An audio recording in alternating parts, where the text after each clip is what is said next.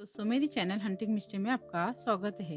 आज जिस मूवी को हम एक्सप्लेन करेंगे वो साउथ की तमिल मूवी है। वो एक मूवी थ्रिलर हॉरर सस्पेंस से मूवी भरी है। का नाम है रुद्र गरुड़ पुराना। चलिए आइए जानते हैं मूवी के एक्सप्लेनेशन के बारे में। वो अपनी जिंदगी में न जाने कितने पाप करते हैं, लेकिन वह अपने पापों का प्रायश्चित करना भूल जाता है। गरुड़ पुराण में उस हर एक पापों के सजाओं का जिक्र है जो इंसान करता है कि मृत्यु के बाद उस पापी इंसान को किस नरक में भेजा जाएगा। यह सब कुछ पुराण में लिखा हुआ है। ये लेकिन क्या हो कि अगर इंसान बिना डरे पाप करे जा रहा है तो उसे सजा धरती पे मिलनी चाहिए या फिर नरक में। हमारी फिल्म इसी स्टोरी पे आधारित है। चलिए आइए जानते हैं इस मूवी की स्टोरी के। हमारी मूवी इसी पे आधारित है। शुरुआत में हमें कल्कि की पूजा करते हुए एक बंदा दिखाया जाता है क्योंकि वो वहाँ पर काला जादू कर रहा था और उसके हाथ में वो एक उड़ो डॉल होती है जिसके अंदर वह पेन घुसाता है। रास्ते में हम दो आदमियों को देखते हैं जो कि अपने बाइक से कहीं पर जा रहे थे। अचानक उनका एक्सीडेंट हो जाता है और उनकी मौत हो जाती है और हम उनके पास एक आत्मा को खड़ा हुआ देख पाते हैं। उसके बाद हमें एक स्कूल दिखाया जाता है जहाँ पर बहुत सारे बच्चे पढ़ रहे थे, जहाँ पर छुट्टी होने वाली थी। तो वहाँ पर पेरेंट्स जाते हैं अपने बच्चों को लेने के लिए। वहीं पर एक सिंगल फादर होता है, अपनी बेटी के बाहर आने का इंतजार कर रहा था, लेकिन तेज बारिश के कारण वहाँ इमारत नीचे गिर जाती है जिससे कि उसकी बेटी बाहर नहीं आ पाती है और उसकी बेटी वहीं पर मौत हो जाती है। वो वापस अपनी बेटी के पास जाता है और उसकी लाश को पकड़ के रोने लगता है और वहाँ पे मीडिया वाले भी आते हैं। इस खबर को न्यूज़ छापा जाता है। उसके बाद हम इंस्पेक्टर रुद्रा दिखाया जाता है जो कि अपनी टीम के साथ आया था क्रिमिनल को पकड़ने के लिए और वो क्रिमिनल लॉयर की भेस में आया था।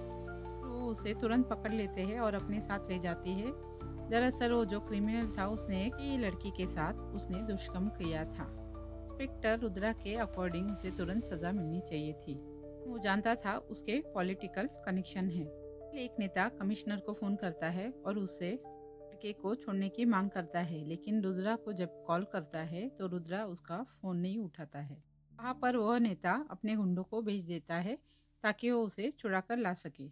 रुद्रा सबको मार गिराता है और वो उस क्रिमिनल का एनकाउंटर कर देता है। ऊपर केस हो जाता है जहाँ पर वो अपनी गवाही देता है। क्रिमिनल वहाँ से भाग रहा था इसलिए मजबूरन उसे गोली चलानी पड़ी। कमिश्नर उसे कहता है कि उसकी कहानी अच्छी थी लेकिन वो उसे यहाँ पर और तक नहीं रख सकता है, इसीलिए वो उसका ट्रांसफ़र कहीं और कर रहा है। अब का ट्रांसफ़र एक ऐसी जगह पर हो जाता है जहाँ पर उसे सिर्फ बैंड बजाना था और कई दिनों कोई उसे केस नहीं मिलती। तो रुद्रा का साथी उसे कहता है कि अब वह बड़ा हो गया है, वो शादी कर ले।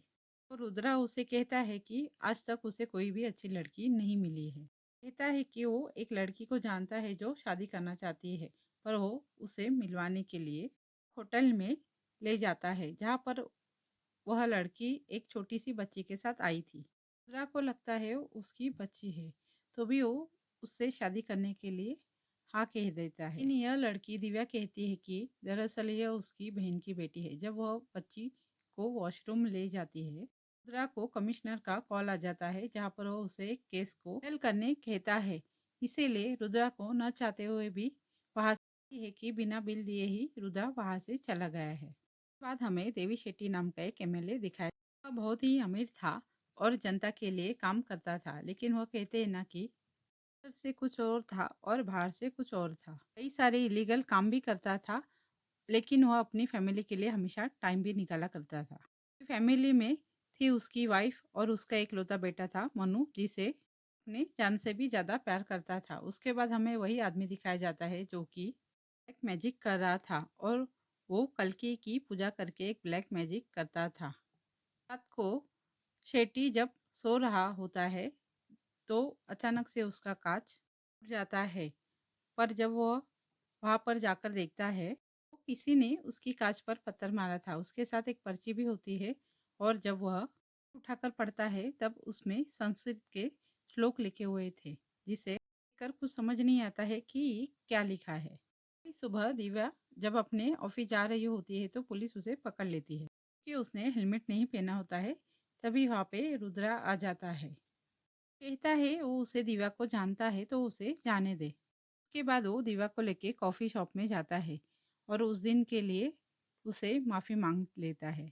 वो उसे कहता है कि उसे अर्जेंट कॉल आ गया था इसलिए उसे वहाँ से जाना पड़ा। दिव्या उसे कहती है दोनों कई दिनों तक दोस्त बन के रहते हैं और शादी से पहले वो दोनों अच्छे दोस्त बन के रहेंगे ताकि वो एक दूसरे को अच्छी तरह से जान ले। कई दिनों तक वो अच्छे दोस्त बन के रहते हैं और उसके बाद सगाई कर लेते हैं। एक दिन रुद्रा को उसके एरिया का कमिश्नर अपने पास बुलाता है, उसे कहता है कि वो उसको एक केस दे रहा है क्योंकि उसके अलावा इस केस को कोई और सॉल्व नहीं कर सकता। दरअसल यहाँ के एमएलए देवी शेट्टी का बेटा किडनैप हो गया है।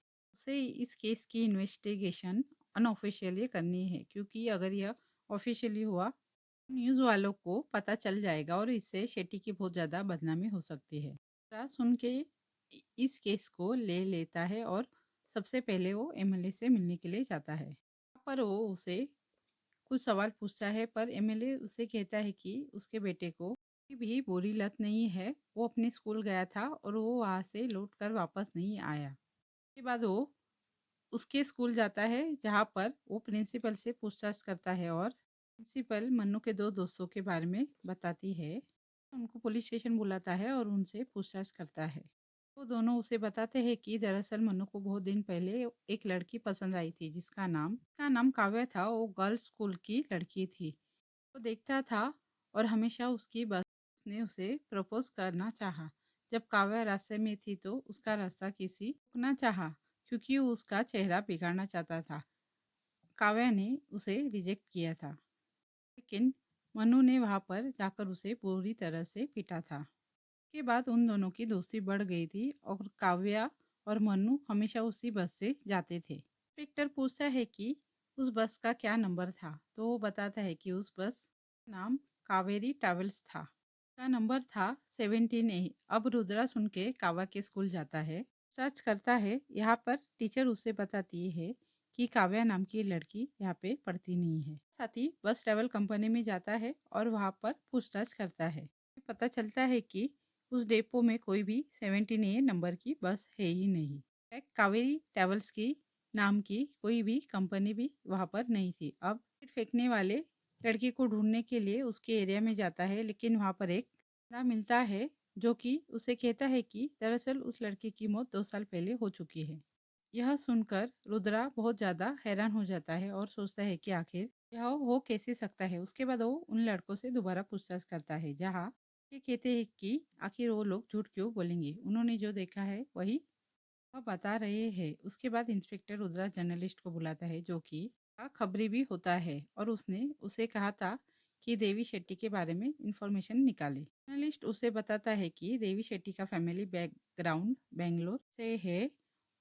उससे पहले उसकी फैमिली में कोई भी पॉलिटिक्स में नहीं था और कई सारे करने के बाद वह इस मुकाम पर आया है। उसके दो खास आदमी है जिनकी वो फोटो भी दिखाता है।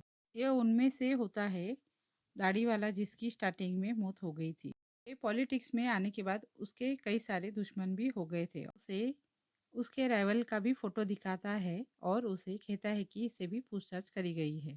के पास उसका बेटा मनु नहीं मिला और वो उसे यह भी बताता है कि देवी शेट्टी से एक और आदमी बहुत ज़्यादा चिढ़ता था जिसका नाम रमेश है जो कि पहले सरकारी अधिकारी हुआ करता था और उसने देवी शेट्टी की रैली में उसे चप्पल से मारा था। यह सुनकर इंस्पेक्टर उसके पास जाता है उसे पूछताछ करने के लिए। वहाँ पर रमेश बताता है कि दरअसल वह एक सरकारी ऑफिस में काम करता था और उसने देवी के सारे धंधों के बारे में जब पता लगाया तो उसकी इनकम बहुत ज़्यादा आ रही थी। इसलिए उसने सोचा कि क्यों ना वो उसे अरेस्ट कर ले लेकिन देवी की पावर बहुत ज़्यादा थी। इसीलिए उसने उसको उल्टा रिश्वतखोरी के केस में फंसा दिया जिसकी वजह से उसे सस्पेंड कर दिया। लेकिन वह एक ईमानदार आदमी है जिसकी वजह से उसने अपनी ड्यूटी फिर से ज्वाइन नहीं की बल्कि अब वह यहाँ पर रहता है और अपनी खेती बाड़ी करता है। बाद रुद्रा वापस से बस डिपो जाता है जहाँ पर मैनेजर उसे बताता है कि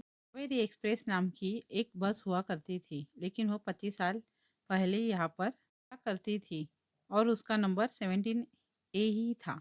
पर वहाँ एक आदमी आता है और वो उन्हें बताता है कि 17A नाम की बस को लेकर यहाँ पर अजीब सी कहानियाँ फैली हुई है कि उसके अंदर की भी मौत हुई है, उनकी आत्माएं आज भी भटक रही है। उनसे यह भी कहता है कि जब इस बस डिपो में उसकी जॉइनिंग हुई थी, यहाँ पे श्याम नाम का एक आदमी भी काम किया करता था। उस बस के एक्सीडेंट के बारे में उसे अगर कुछ भी पूछा जाता था का हो जाता था और कोई भी जवाब नहीं देता था, तो हो सकता है कि वो आपको उसके बारे में डिटेल में बता सके। इधर हमले के पास वह कातिल एक मास्क पहन के वीडियो कॉल करता है, उसे कहता है कि उसके पापों का घड़ा भर चुका है और उसके पापों की सजा उसे पर मिलेगी। एमएलए डर के मारे तुरंत एक ज्योतिष के पास जाता है और उसे गरुड़ पुराण का दिखाता है, जहाँ ज्योतिष उसे बताता है कि यह श्लोक है, इसका मतलब यह कि अगर वह दूसरों की या संपत्ति छीन कर अपना पेट भरे तो ऐसे व्यक्ति को वह पृथ्वी पर ही नर्क दिखा देगा। रुद्रा रात को शाम से मिलने के लिए जाता है, जो कि कंपनी में मैकेनिक हुआ करता था, और शाम उसे सारी बात बताता है। दरअसल 25 पहले बीटीएस नाम की एक कंपनी हुआ करती थी और सस्ते में खटारा बस खरीद कर उन्हें चलाया थे। वहीं पर वो एक मैकेनिक की जॉब किया करता था और वो वहाँ एक अकाउंटेंट था। उसका नाम मुन्नीराज था और वो वहाँ पर वो रमेश, नागराज और हनुमान नाम के 3 आदमी भी थे और ये चारों मिलकर बीटीएस को चलाया करते थे। धंधे में उस जमाने में इन लोगों ने लाखों रुपए कमाए थे। यह जो कावेरी बस थी, वह मुनिराज की तरफ से आई थी और उस बस को चलाने वाला उसका काफी दोस्त था, जिसका नाम वेंकटेश था और यह हमेशा उसके घर में आया जाया करता था। दिन वेंकटेश को ऑर्डर मिला कि उसे सुबह बच्चों की बस को लेकर जाना है ट्रिप पर, लेकिन वेंकटेश ने उन्हें आगाह किया था कि बस के ब्रेक के अंदर प्रॉब्लम है। फिर किसी ने उसकी नहीं सुनी और उसे कहा कि वह सिर्फ अपना काम करे। अगली सुबह वह वहां पर पहुंच गया और सभी स्कूल के बच्चे में बैठ गए, लेकिन रास्ते में ही उसका ब्रेक फेल हो गया, जिसकी वजह से वह बस में गिर गई और वहां पर सभी लोगों की मौत हो गई। जब मालिकों को यह बात पता चली तो उन लोगों ने वेंकटेश पे ही केस डाल दिया कि वो नशे की हालत में बस चला रहा था, इसकी वजह से एक्सीडेंट हुआ ताकि लोग सेफ रहे और उनकी कंपनी बंद ना हो सके। गुस्से में आकर उन बच्चों के परिवार वालों ने वेंकटेश के घर पर धाबा बोल दिया और उसका घर जला दिया, जिसमें उसकी बीवी बच्चे मारे गए। कुछ दिनों बाद वहां पर एक डिपो मैनेजर आया, जिसको जब यह पता चला तो उसने केस को फिर से खुलवाया, लेकिन इन चारों ने मिलकर उसका मर्डर कर दिया और वह लोग जेल चले गए। लेकिन बेल मिलते ही यह बाहर आ गया और किसी को कुछ नहीं पता कि अब वो कहाँ गए। उसके बाद शाम उसे उनकी फोटो भी दिखाता है। इंस्पेक्टर उसे कहता है इसमें एक फोटो गायब है, तो शाम कहता है कि इसमें मुनिराज की फोटो नहीं है, तो उसको उसकी फोटो ढूंढनी पड़ेगी। तो उसे दरवाजे के बाहर किसी भूत की आवाज़ आती है, पर जब वह वहां पर जाता है तो वह अपने सामने एक आत्मा को देखता है। अगली सुबह इंस्पेक्टर वो फोटो देखकर पहले बंदे के घर पर जाता है, तब उसे पता चलता है कि उस बंदे ने फांसी लगाकर जान दे दी है। यह देखकर वह हैरान हो जाता है और दूसरे बंदे को पकड़ने के लिए जाता है। वो एक मछुआरा बन चुका था और उसने अपना नाम भी बदल लिया था। जब वो उस बंदे को पकड़ने के लिए जाता है, जो कि अब एक मछुआरा बन चुका था, और उसने अपना नाम भी बदल लिया था। जब वो उस बंदे को वहां पर देखता है तो उस बंदे को गुंडे घेर मारने की कोशिश करने लगते हैं, लेकिन रुद्रा वहां पर आकर उसे बचाने की कोशिश करता है, लेकिन उसकी यह कोशिश कामयाब नहीं हो पाती। एक बंदा का गला काट देता है और वो वहां से भाग जाता है, पर रुद्रा यह देखकर हैरान हो जाता है। वह समझ जाता है कि कोई इस बात को दबाना चाहता है, इसीलिए वह एक एक को अपने साथियों को मार रहा है। जब वो तीसरे साथी के बारे में पता करता है तो पता चलता है कि तीसरे साथी की तो पहले ही मौत हो चुकी थी, पर वह समझ जाता है कि चौथा साथी इनका मुनिराज था। पर मुनिराज जो कोई भी है, वही यह सब करवा रहा है। उसके बाद वह पुलिस स्टेशन में जाता है, जिसके एरिया में उस बस का एक्सीडेंट हुआ था, और पर उसे बस ड्राइवर और उस लड़की काव्या की फोटो भी नजर आती है, लेकिन वहाँ पर मुनिराज की फोटो उसे नहीं मिलती। मुनिराज की इन्वेस्टिगेशन करने के लिए वो इंस्पेक्टर के पास भी जाता है और वो इंस्पेक्टर कहता है कि उसे इस केस के बारे में कुछ भी नहीं पता, क्योंकि उसको जब इस केस पर काम कर रहा था तो उसे निकाल दिया गया था। उसके बाद रुद्रा सीधे एमएलए के पास जाता है और उससे पूछता है क्या वह मुनिराज को जानता है, लेकिन एमएलए उससे कहता है कि वह नाम पहली बार सुन रहा है। फिर उस दूसरे कमिश्नर को वह दूसरे पार्टी का बंदा अपने पास बुलाता है और उसे कहता है कि देवी शेट्टी का बेटा किडनैप हो गया है, पर उसकी इन्वेस्टिगेशन उसके नाक के नीचे से तो कर रहे हैं। यह सुन के वो हैरान हो जाता है और बाहर जाता है इसको कंफर्म करने के लिए। तो आदि नाम का इंस्पेक्टर यह कंफर्म करता है कि वह इन्वेस्टिगेशन चल रही है। अब कमिश्नर आदि को कहता है कि वह रुद्रा पर नजर रखे, इस केस को वो लोग सॉल्व करके रहेंगे। इधर शेट्टी जब अपने घर में होता है तो उसे उस किडनैपर के एक वीडियो आती है जिसके अंदर वह अपने बेटे को देखता है, जो वो बहुत ही डरा हुआ था। तभी उसको वीडियो कॉल आता है और वो उसे बताता है कि उसके बेटे की बलि चढ़ाने वाला है, क्योंकि उसने जो पाप किए हैं उसकी सजा उसके बेटे को मिलेगी। इधर रुद्रा कमिश्नर के पास जाता है और उसे कहता है कि आखिर यह चल आ रहा है, 25 साल पुराने बस के एक्सीडेंट की घटना अब सामने क्यों आई है और इससे उसका क्या लेना देना है, कुछ भी समझ में नहीं आ रहा है। और अभी तक उसे यह भी नहीं पता कि राज कौन है। ऐसा भी हो सकता है, क्या पता आत्मा ये सब कर रही है। कमिश्नर यह सुन के कहता है कि वह इंस्पेक्टर होके ऐसी बातें कर रहा है। अपनी बात प्रूफ करने के लिए वह अपने सपोर्टर जर्नलिस्ट को बुलाता है, जहाँ जर्नलिस्ट उसे बताता है कि आत्माएं सच में होती है। तो जर्नलिस्ट उसे बताता है, रास्ते में मुझे एक बूढ़ा आदमी मिला, तो ऑफिस जाता था तो हर रोज उसे ड्रॉप करने के लिए जाता था, लेकिन वो बूढ़ा आदमी उसे एक ठेके पर ले गया। वहाँ पे उसने 3 लोगों को दिखाया और उसे कहा कि अगर उसे न्यूज़ चाहिए तो उन लोगों से मिले। और जब वो उन दिनों से मिला तो उनसे उसकी अच्छी दोस्ती हो गई। और उनमें से एक बंदा था जो कि हमेशा उदास रहता था। जब उसने उसका उदासी का कारण पूछा, उसने भरोसा करते हुए उसे बताया कि उन्हें सुपारी मिली थी किसी को मारने के लिए। जब उन्होंने उस बंदे को मारा तो गलती से उसकी छोटी बेटी को गोली लग गई। इसकी वजह से उसकी छोटी बेटी भी मारी गई थी और इसी बात का उसे बहुत ज़्यादा दुख था।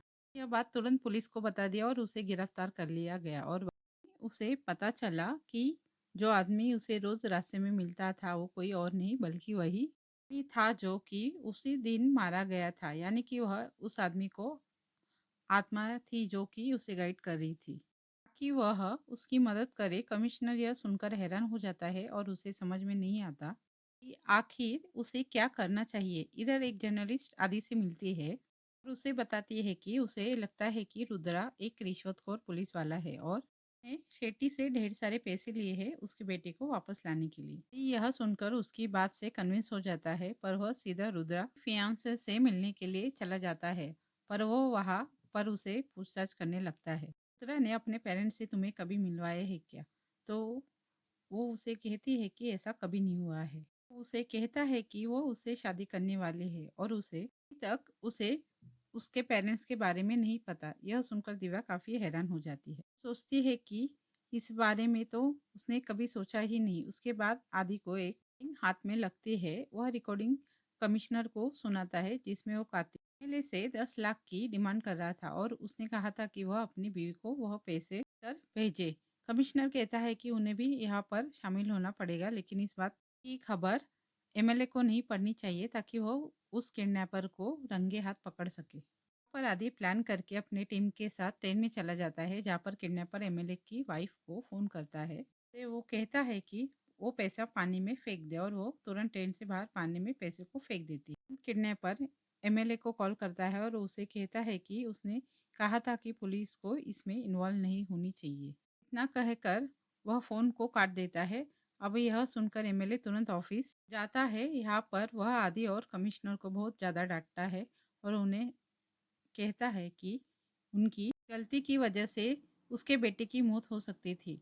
अब पुलिस वालों की मीटिंग बिठाई जाती है, पर यह डिस्कस होता है कि उसने किडनैपिंग की खबर उन लोगों को देनी चाहिए और इस केस को अनऑफिशियली नहीं बल्कि ऑफिशियली इन्वेस्टिगेट करना चाहिए। मीटिंग के बाद एमएलए की वाइफ रुद्रा को मिलती है, जहाँ वह रोती है और उसे कहती है कि वह किसी भी तरह उसके बेटे को वापस ला दे। उसके बाद उसको गरुड़ पुराण के श्लोक भी दिखाती है। उसके बाद रुद्रा रेस्टोरेंट जाता है पैसे मिलने के लिए। यहाँ पर दिव्या कहती है कि वो उसे उसके पेरेंट्स से मिलना है। वो उसे कहता है कि नेक्स्ट वीक वो अपनी फैमिली से उसे ज़रूर मिलाएगा। इसमें रुद्रा एक बाबा को कॉल करता है पर वह उन्हें सारी बात बताता है।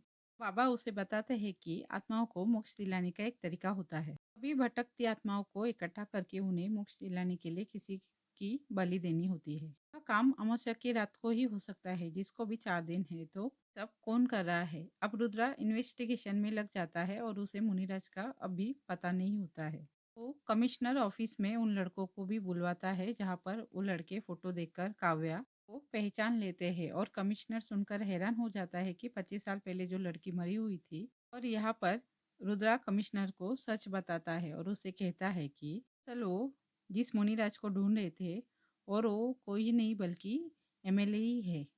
वो अपना नाम बदल के रह रहा है। दरअसल शाम को फोटो मिल गई थी और शाम ने ही उसे वह फोटो दी थी। मुनिराज को देखकर इंस्पेक्टर हैरान हो गया था। उसे यह भी बताता है कि अपने साथियों का मर्डर कराने वाला भी यही है और पुलिस के वहां पहुंचने से पहले ही उसने अपने गुंडों को उसने वहां पर भेज दिया था ताकि वो लोगों को जान से मार सके और पुलिस को वो सच्चाई का पता ना चल सके। कमिश्नर कहता है कि वो उसे पूरी पावर दे रहा है, वो इस केस को पूरी तरह से सॉल्व करे और उसके बेटे को वापस लाए। इधर एमएलए के पर एक पार्सल आता है जहाँ पर उसके बेटे के बिलोंगिंग्स होते हैं और यह देखकर उसकी भी रोने लगती है। तभी एमएलए के पीए के नंबर पर कॉल आता है और किडनैपर कहता है कि वह अकेले ही 1 करोड़ लेके उसके पास आ जाए पर वह उसके बेटे को छोड़ देगा।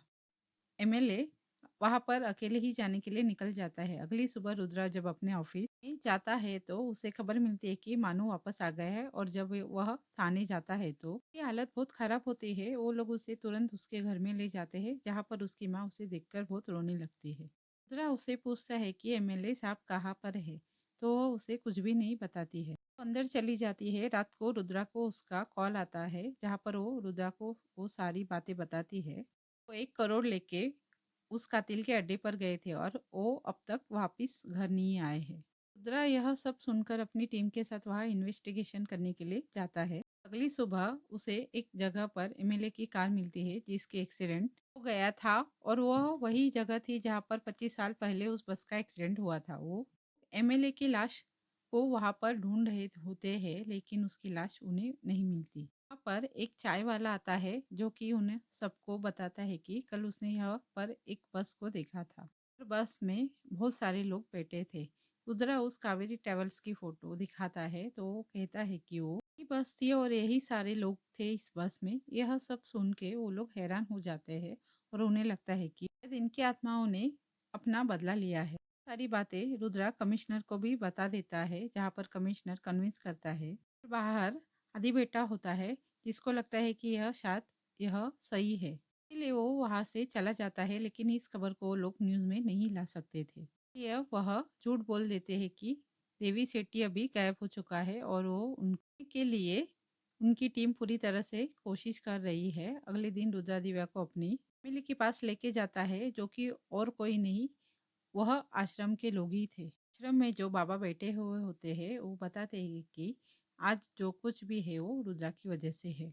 अब हम उस टीम में वह जर्नलिस्ट लड़की को भी देखते हैं। अब यहाँ पर हमें सच दिखाया जाता है मैं सब कुछ कैसे हो पाया।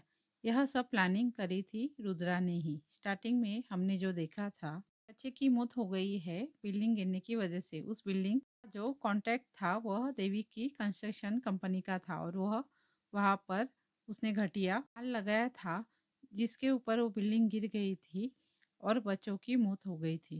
रुद्रा को यह बात पता चली तो उस बच्ची के पेरेंट्स से उसने बात करी जहाँ उस बच्ची को पेरेंट ने बताया कि वह देवी को मारना चाहता है और रुद्रा ने तभी सब प्लान किया और उसने अपने साथियों को भी इसमें शामिल कर लिया। उसने ही अपनी साथी से कहा था कि वह आदि को डिस्ट्रैक्ट करे ताकि उस केस में आसानी हो सके और वह आगे बढ़ सके।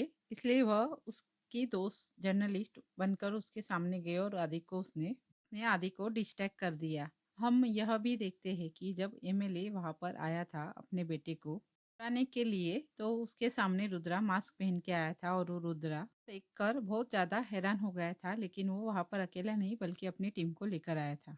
रुद्रा ने उन सबको जान से मार डाला और उसके बाद एमएलए को भी ने बुरी तरह से पीटा। एमएलए ने उससे पूछा कि आखिर वह ऐसा क्यों कर रहा है, तो बताता है कि कावेरी ट्रैवल्स में जिस ड्राइवर की मौत हुई थी वह कोई और नहीं बल्कि वह उसका पिता था, और उसके पिता के एक्सीडेंट के बाद लोगों ने उसकी माँ और भाई को भी जला दिया था।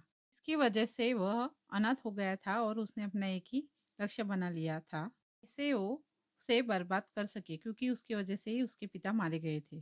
के बाद वह एमएलए को वहाँ पर सेडेट कर देता है, जो कि एक ऐसी दवाई थी जो उसे नहीं देगी और उसे जिंदा रहते ही वह उसे नर्क दिखा देगी। रुद्रा ने एमएलए के बेटे के दोस्तों को भी अपने साथ कर लिया था और उसने कहा था कि जैसा वो कहे वैसा वो करे ही। ये सब प्लान बनाया और वह कामयाब भी रहा। यहाँ पर उसने बुराई करने वाले को नर्क में सजा नहीं दी, बल्कि उसने सजा धरती पर ही दी और धरती पे ही नर्क की याद दिला दी। उसके बाद हम कुछ महीने के बाद ही कहानी दिखाई जाती है, जहाँ पूरा शादी कर लेता है और वह अपनी वाइफ के साथ बहुत ही अच्छे से रह रहा था। इसी के साथ यह मूवी यहीं पर ख़त्म हो जाती है।